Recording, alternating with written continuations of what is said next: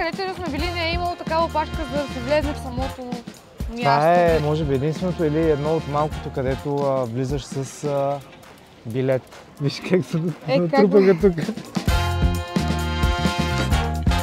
Това, който го е строил, е бил обсебен от златото и много от нещата вътре. И отвънка също си речи, че са златни. Не знам дали си речи колко е високо, но е много високо. Опа, малко сме отвън. Много нависоко. И това сега са едни коридори, в които има караоке стаи. Има хората, които си разпускат.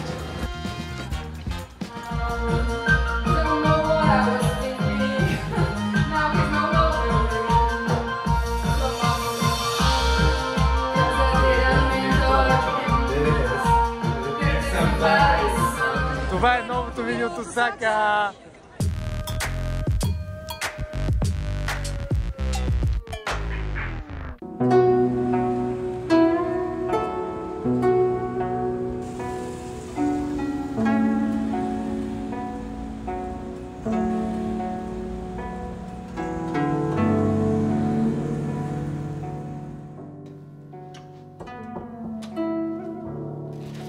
Заповядай да разгледаме нашата супер малка, но комфортна стая. Наистина е много малка, но има абсолютно всичко, от което имаш нужда. Включително хладилник, сейф, най-невероятната гледка към града. Лично мен ме впечатлява повече, отколкото тази в Токио, която също ви показахме. Има масичка, значи всичко събрано. Това са едни 14 квадратни метра, в които е събрано всичко, което да ти достави комфорта. Имаме си тук USB-та навсякъде, между другото, понеже контактите в Япония са различни, но пък хората са помислили и са направили USB-та навсякъде, за да можеш да си зареждаш. В този хотел има басейни с минерална вода. Но там отиваш гол. Да, гол. Има мъжко и женско. И да внимаваш, защото дрехите са препоръчителни. Аз няма хода, там не ми се ходи. Я покажи пак кравата. А защо крава? Къде да знам? Не знам, виж ги, те са някакви лилави такива кравешки. И сега отиваме навън в Осака. Туалетната няма да показвам. Покажи я. Та туалетна е най-странната. През нощта, примерно, беше спряла да функционира. Сега съм... Следващо я пускаш. За да видя дали ще проработи. Това уж е многото вода с по-голямото кръвче, обаче виж колко малко вода пуска. Това е колкото да засмуква. И тук е банята с отново много яки шампуани, балсами и душ гел. Ама наистина миришат много готино. След това и тялото ти мирише много хубаво, като се изкъпеш с тях. И сега отиваме вече, ти обясни къде. Ще отидем първо в замъка Осака. След това може да обиколим по огромната улица с магазини, която между другото е точно до нас и води до централното място, до Тонбори, така наречено. И може би ще се качим малко на по-високо. Имаше 2-3 сгради такива с кули, които изкачват на високо и ще видим.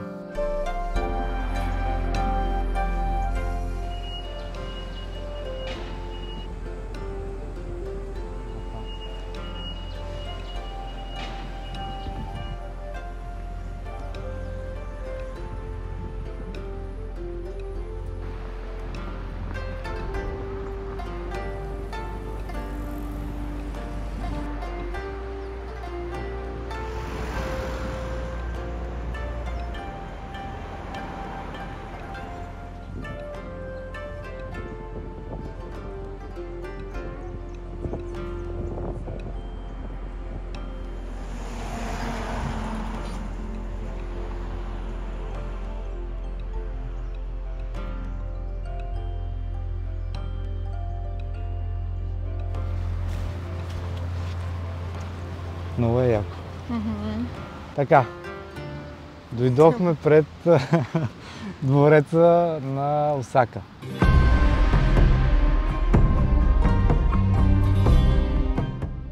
Зад нас има много туристи, това е главният вход. Не са чак толкова много, между другото, в сравнение с други места, на които сме били. Да, в сравнение с други не са толкова много, но са си пак бая. Личиш, че е туристическо, но не е толкова препълнено, да. Но е много красиво и тук. Не знам дали пак си личи на видеята. Просто е много красиво. Хубаво. И да спокойно. Да. Айде.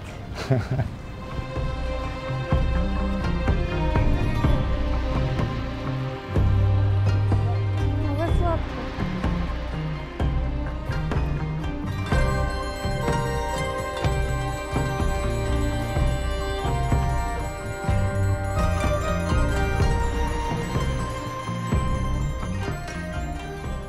Тук е входа, както виждате, има огромна опашка, която се реди за да влезе в двореца. Купува се билет. Да, между другото, сега където и да сме били, не е имало такава опашка, за да се влезне в самото място. Това е, Билетите може супер би, бързо се купуваха. да, може би единственото или едно от малкото, където влизаш с билет, за да може да го разгледаш отвътре, иначе може да видиш само централната част. Виж как се натрупаха тук. Те въобще не усещат за какво става въпрос и не викат да си правят селфи.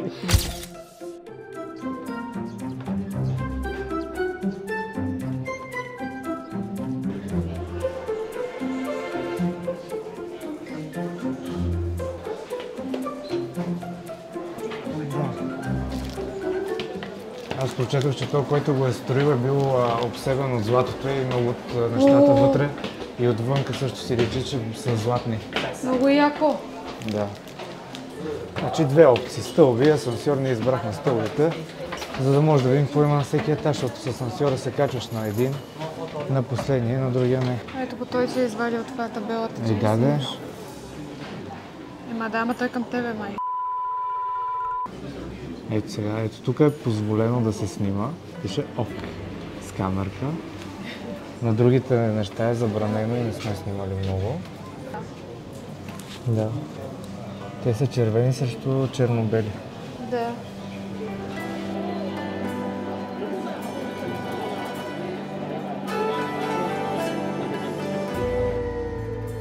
Раждането на Хиошимаро. Има легенда, която казва, че когато се е родил, мистериозна звезда е светила над покрива на къщата, която изглеждала точно като слънцето. И затова се казва Ашинто год. Ето го, където се е родил. Ето продължават да му разказват за юношеските години.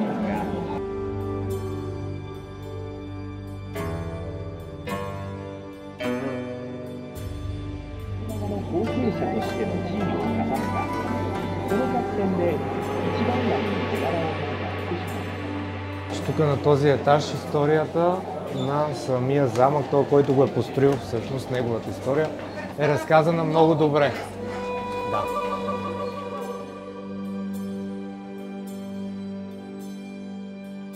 На последния етаж на двореца, излизате на тераса, се вижда цяла Осака пред вас, градината, сградите. Според мен тук му е било някаква стратегическа точка, в която да вижда от всякъде около замъка дали идват врагове. Сега се замислих, че нали, пред нас има зеленинка, обаче по-натам само сгради и то много високи, нали, както ги видяхте. И дали едно време, то със сигурност едно време е било и натам зелено, но дали някой ден е възможно да се случи апокалипсис и всичко това да започне от начало. Тук да са само полета, тия сгради вече да ги няма и хората да започнат от начало да си изграждат малки колибки и всичко да е по-спокойно и да почнат пак да се бият за територии, защото то така... Ние не сме спирали да се бием за територии, по принцип. Тогава е имало повече смисъл, защото не се е знаело кое на кое, докато са... Какво им пречи? Да се примирят с това, което имат.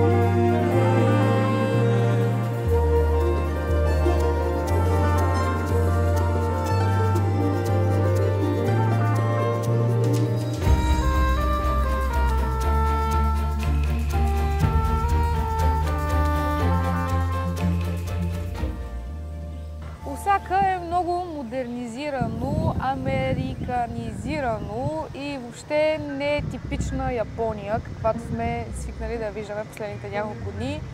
Дори да, в не се Токио, усеща много японско. Да, дори в Токио е по-японско. Но въпреки това пак е интересно. Големите сгради, многото магазини. Сега ще направим един шопинг тур, ще видите. По главните улици направо получаваш епилепсия от светлините навсякъде, които са.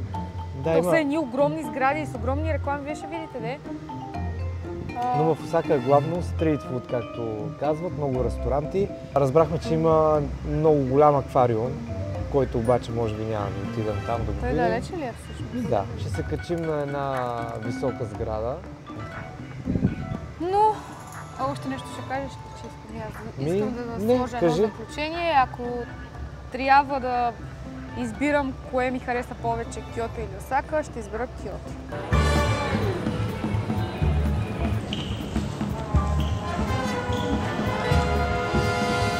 Това е мястото с многото магазини, на което дойдохме. Представете си една улица, не му се вижда края на едната страна и на другата страна. И отстрани има само магазини, в пресечките в по-страни има повече неща за ядене.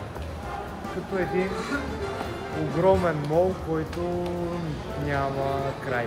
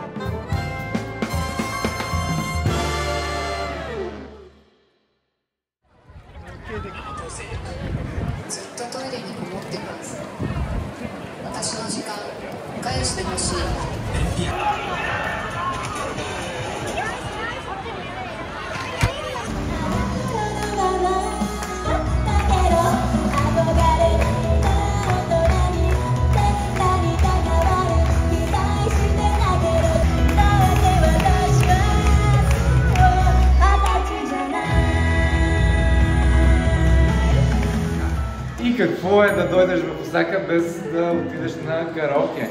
Те да дойдеш в Япония без... Да. Затова този шопинг ден завършва с караоке. Ето тук влизаме на тези машинки, това на всичко е на самообслужване. Си маркираш, си избираш съответно така. Тук си избираш, че нямаш резервация, иначе може да си с резервация. Избираш си за колко души. След което си избираш дали си над 20 години или по 20 години. После ти изкарва една бележка. Ето е бележката. И сега ни изписва стая 14. Има храна, може да си поръчаш храна. И също така има безплатни напитки, ето тук, които можеш да си наливаш. И това сега са едни коридори, в които има караоке стаи. Съответно влизаш вътре в твоята караоке стая, която е, и си пееш караоке. И разпускаш. Има хората, които си разпускат. Мега яко.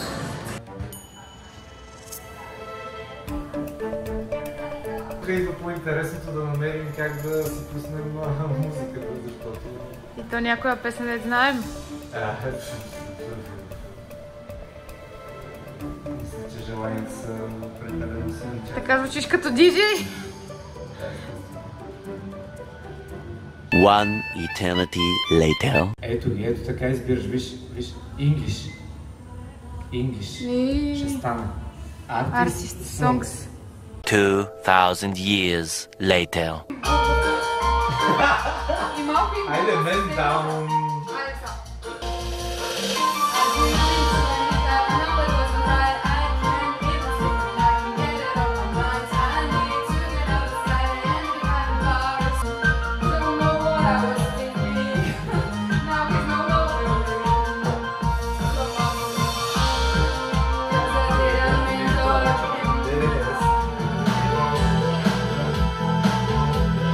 And we gotta hold on to what we got.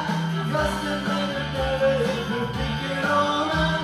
We got each other, and that's no man's for the love. We give it a shot. Oh, we halfway there. Oh, leave it a breath. И така завърши нашата вечер. Вече сме заредени. И това нещо излезе само 10 лева. Да. Което е... Супер яко. Нали, не спираме да говорим за това колко ни впечатляват тоалетните, но как да не ни впечатляват. Почти във всяка има ето такъв сет, който е да седнеш, да си се нагримираш, да си се наоправиш. И така. И са много чисти.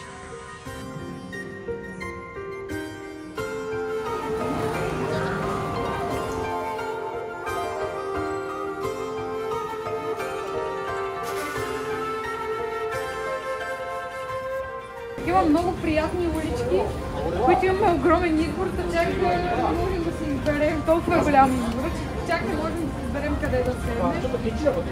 Тук даже се редат и на опашка. И ме гледат и ми се усмихвам за това, че влогвам. Но може ние да се наредим на опашка, що ме е толкова... Не знам, значи, а ние гледаме там, където има най-много хора, нали, типично по български, а щом има народ, значи е хубаво.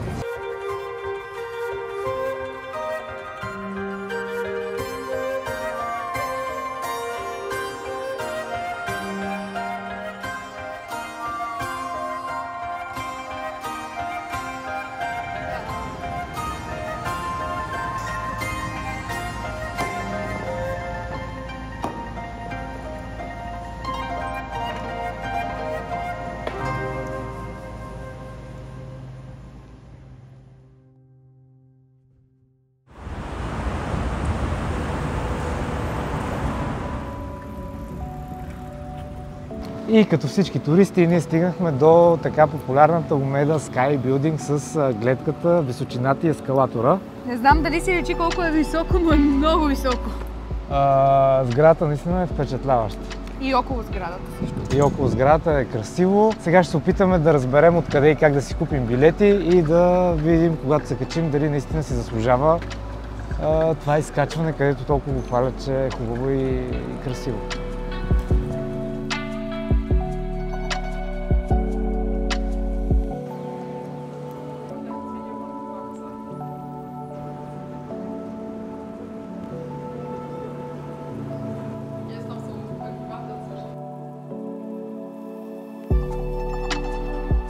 Ето машинките за билети. Да. Е такова си купувате, когато сте тук, защото няма какво да си сложите монетите. Тук е много монети.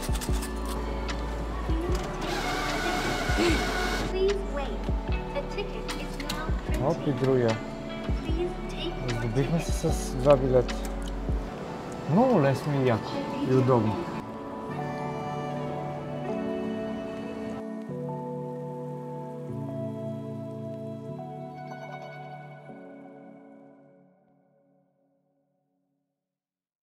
Ето тук зад нас на входа има много катинари с сърца.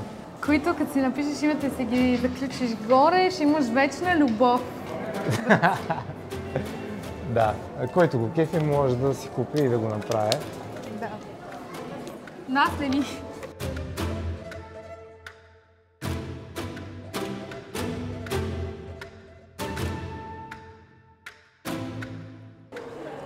И сега ето тук вече се качваме на Skywalk, небесната разходка.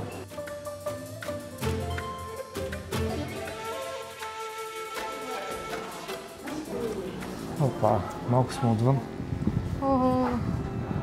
Охо, много нависоко.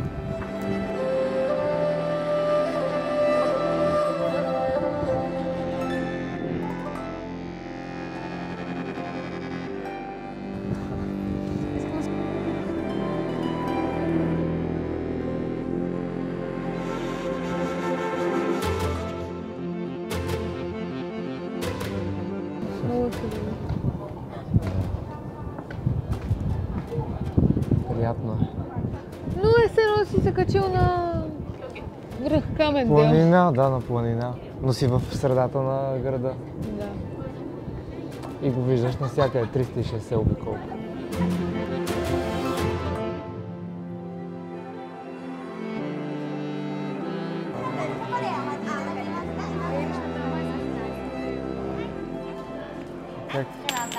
Как говори английски, не мога да я разбера, ама грам не мога да я разбера на английски. Хай, чокорето сандея, то сакура сандея хитоцу, 桜サンデーは то омизо хитоцу, не гайш じ мас. ゃあお一つ10 Хай. 円カードでいいですか？はいタッチ OK チョコサンと桜サンデーですすごくペースありがとうサンデープリーズレットキャン1 moment Да сега си ги чакаме.